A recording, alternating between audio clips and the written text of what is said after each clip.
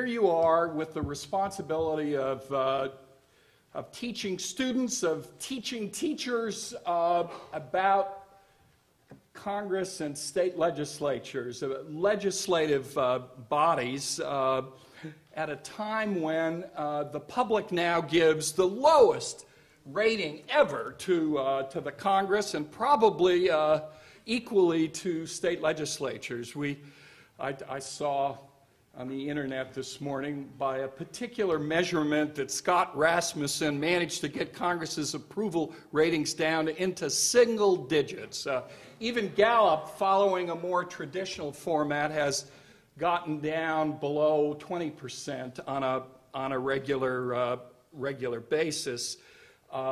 Now that leads everyone to believe the sky is falling in, but it certainly sets up a particular challenge for you in trying to convey the critical importance of deliberative legislatures to a public, to young people and their teachers that are deeply cynical, skeptical of the institution itself. Now, I think it's important that you realize that Congress's ratings are caught up in the general public funk about the country off on the wrong track, of the economy's a mess and the war's a failure, and we hate our president and have for some time, and so that's partly what is going on. There's also a finding that Carl and Alan and Tony and others have talked about since Dick Fenno first put it in words, which is we hate the Congress, but we love our congressmen. Right? There's this difference between the collective and the individual. You know, we hate ExxonMobil, but we love the guy that runs our local station. That's part of what's going on.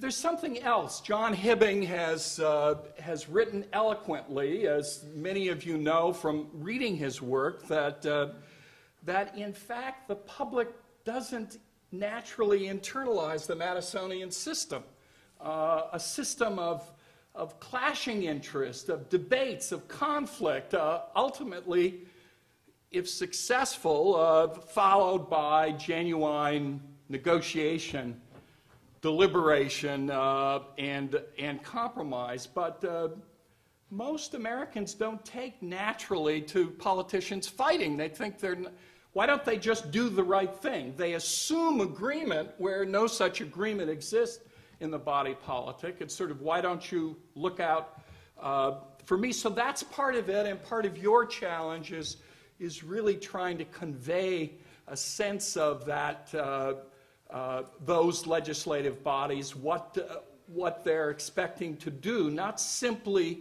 reflect consensual public opinion, but to refine and enlarge the public views, as Madison spoke so eloquently. But what I want to suggest to you is that it's not enough, in my view, just to be descriptive and defensive. But rather, it's to acknowledge that Congress and state legislatures get themselves into trouble.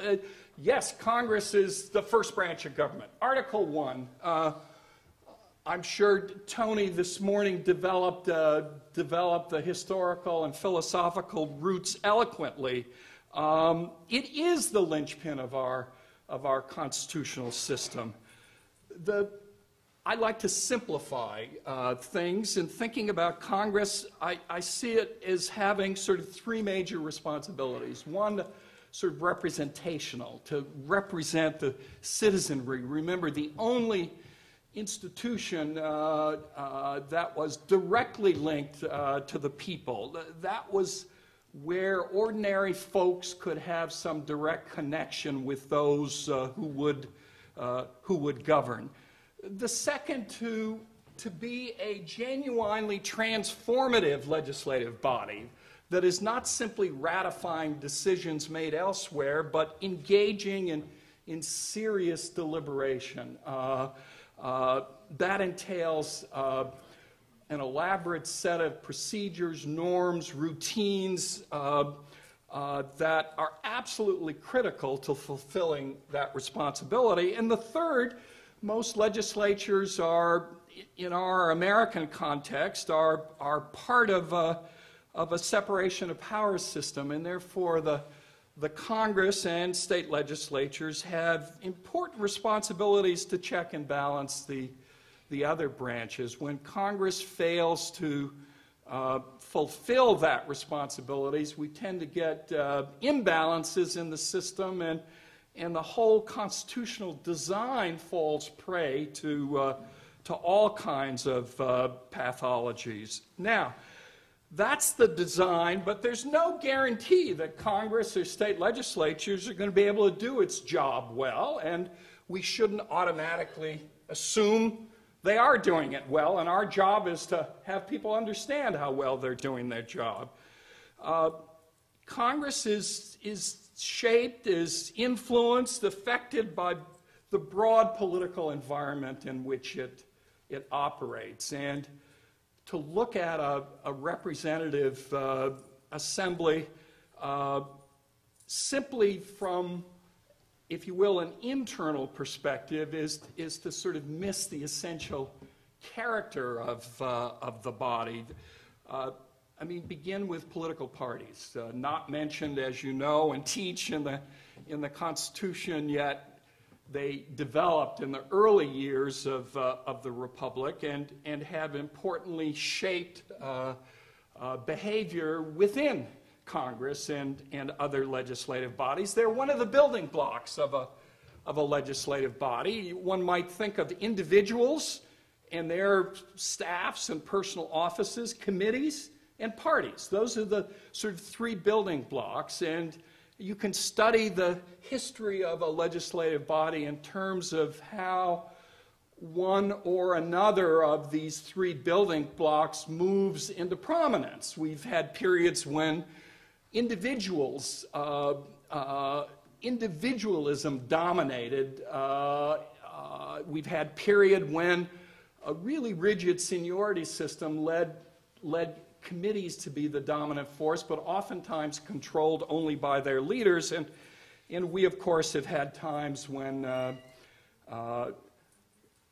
political parties have been the dominant force. And that, of course, is the period in which we are living today. But there are other factors. The conditions of election and re-election importantly shape who comes to Congress, their orientations, and the way in which they behave inside the institution. The need for campaign funds and the ways in which and time invested in raising those funds can shape the behavior of the Congress. I look longingly at some of the state legislative state laws that try to restrict the time at which campaign funds can be raised, not during an active session, and we always imagine flirting with those in Congress and then come up against the fact that they're always in session.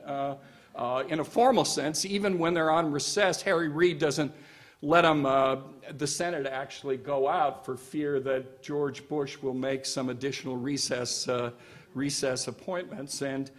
And then these minor constitutional objections are raised to it as well. But we need to understand the electoral process, the need for funds. Ironically, as you know, more so in state legislatures than in Congress, the vast majority, 80 to 90% of seats are pretty safe. Members don't really need to raise money, but increasingly in Congress, every member, including the safest, those who will have no other party opposition, are expected to raise large amounts of money and then transfer that to their party campaign committees so the resources can be redirected toward those seats that are vulnerable. So it becomes now a fact of life for everyone. Some really resent it, but if they want to maintain their chairmanships or get chairmanships, it's expected now they will bring in the bucks. A chairmanship,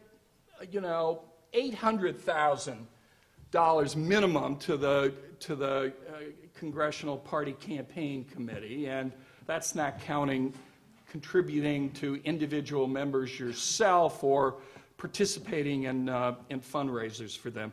But there's much more. The pattern of interest groups and how they're organized, who's represented, who's not, the resources they have to bring to bear can shape the behavior within an institution. The media and the environment it creates, constraining or facilitating the passage or blockage of legislation, and something that's so important that oftentimes isn't mentioned very much, but the posture of the president has so much to do with whether or not the Congress functions well or doesn't function well. There's little the Congress can do on its own. It's always working in conjunction with the executive and to an important extent the courts as well, but it's that executive-legislative relationship that is so critical to its performance. Now, in recent years, we have witnessed an intense ideological polarization of the political parties. It's not the first time it's happened in American history. We could go back to periods in 19th century, especially the 1890s and early part of the 20th century. We had a similar sorting that took place in which the parties took on more distinctive ideological profiles. The parties' center of gravity moved further apart from one another. The parties became more internally unified, and that created some genuine complications for the body.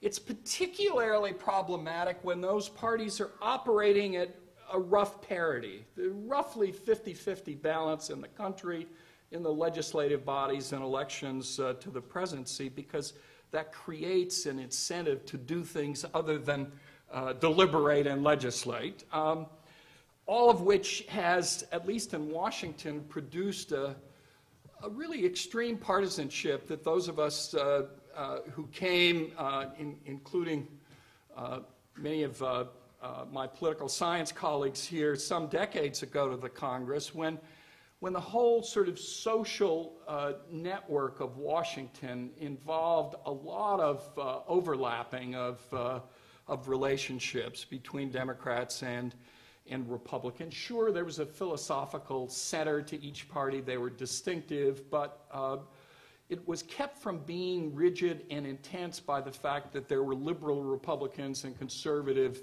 Democrats, and coalitions weren't entirely predictable. Nowadays, many fewer members partake of any social life in Washington.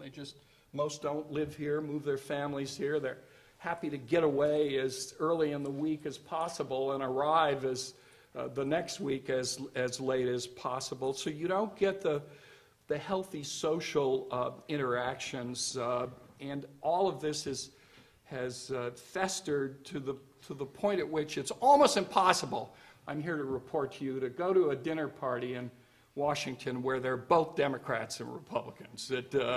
It's just downright unpleasant. People begin politely, but before long they're engaged in sort of pitched battles.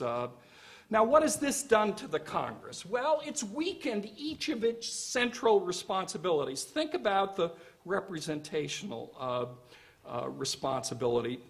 I would argue that links to the public have been weakened by uncompetitive elections, by the permanent campaign, which leads to, rather than an effort to sort of understand what the people think and need and want, it's rather a more craven effort to manipulate public opinion in a way to arm oneself in legislative battles to achieve those ideological ends that you had in mind to begin with. And the very fact that the margins are so close makes it all the more attractive to look to the legislative process as a tool for conducting the next campaign, not as a tool for writing new law.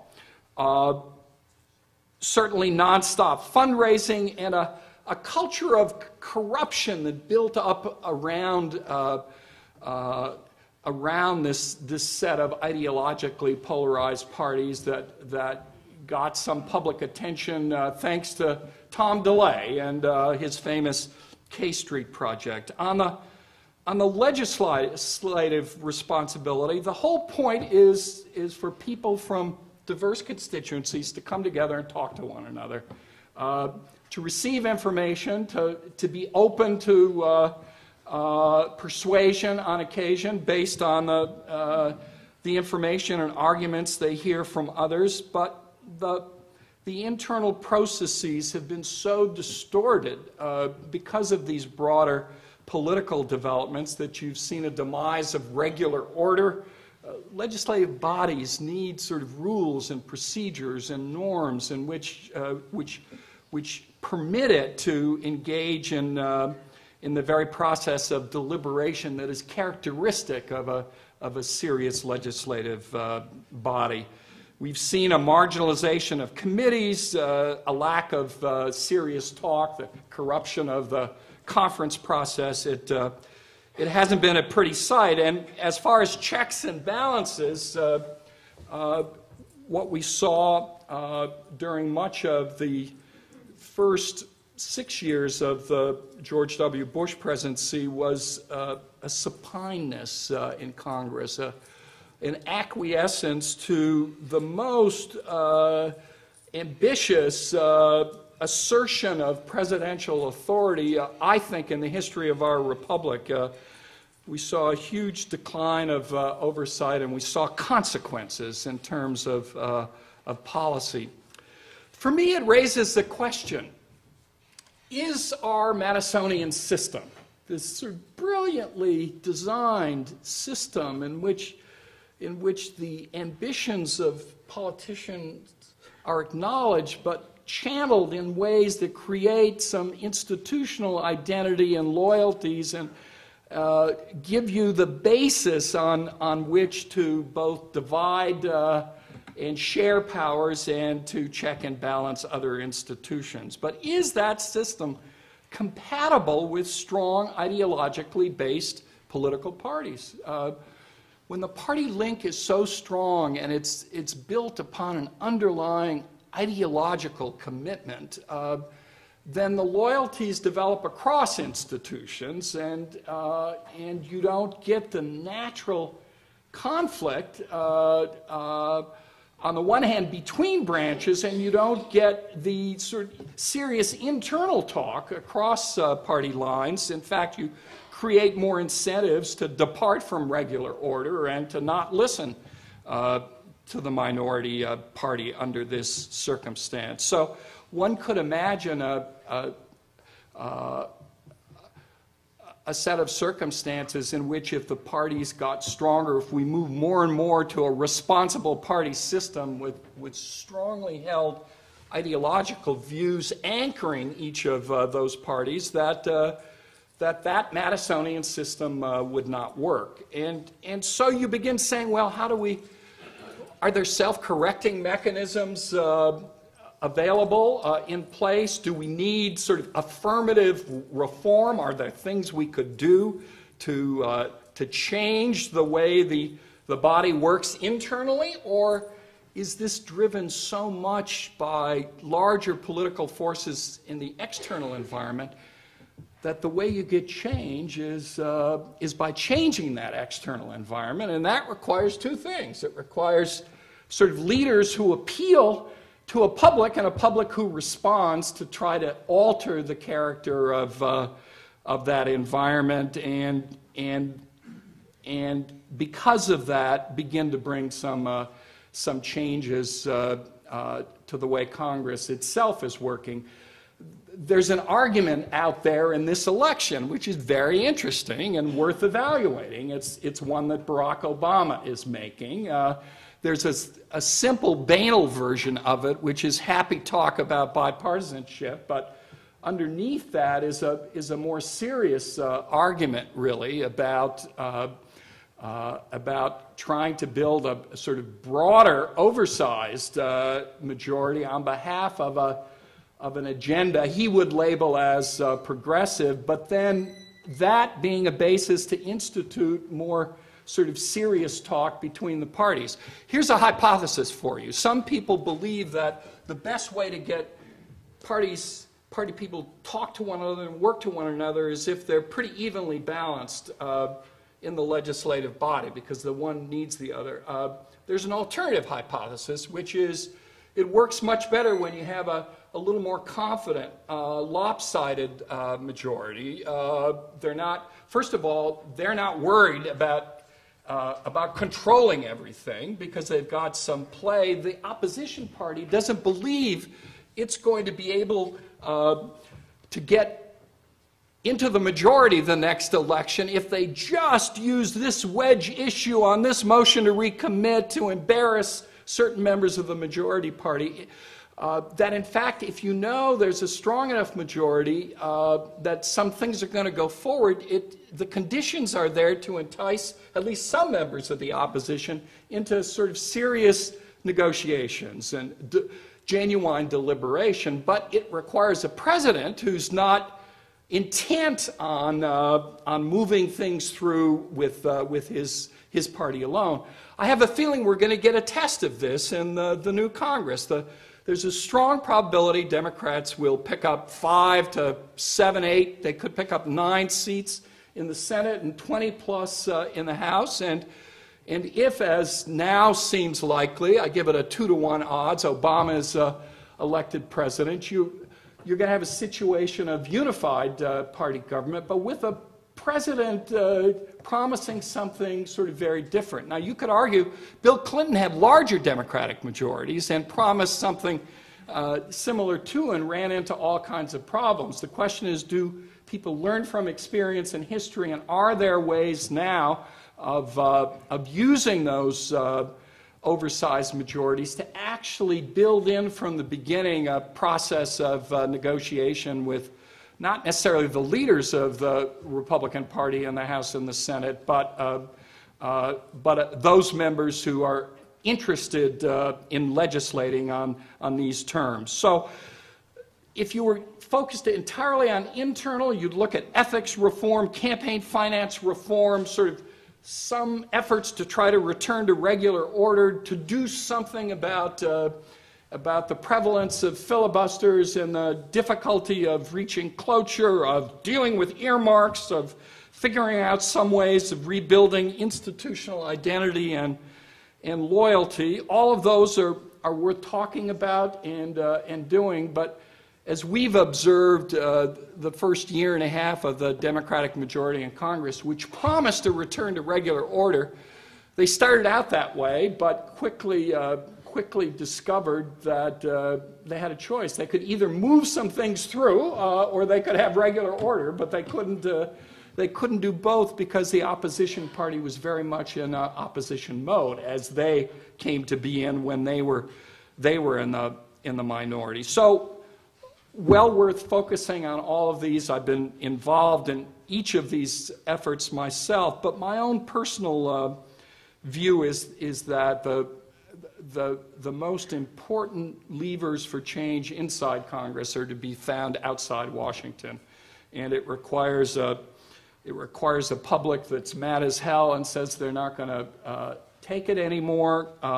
It requires some effort on the part of leaders to, even though we have this ideological polarization, to begin to reframe some of the issues having to do with health care and energy security, efforts to deal with climate change and long-term fiscal problems associated with our social insurance programs, to reframe them in a way that can break up the kind of rigid ideological blocks that now keep us from resolving those problems, and in so doing begin to send different signals to a public that leads to some diminution in this polarization, extreme partisanship, and allows us to get back to work again. I don't think there are any it's a problem of serious flaws in the design or structure of the Congress, of legislative bodies. They are amazingly complex and interesting institutions and bodies. Your students should really come to learn about them and appreciate them, but they also should learn not to be fooled by the hucksterism of some members who don't have an ounce of institutional loyalty, whose only commitment is to ideology, who don't really appreciate the checks and balances and separation of powers and deliberation, negotiation, and compromise. But help them understand that, but also help them understand that sometimes the environment is so poisonous that the bodies can't work, and the only way that environment will change is if they change it. Thank you very much.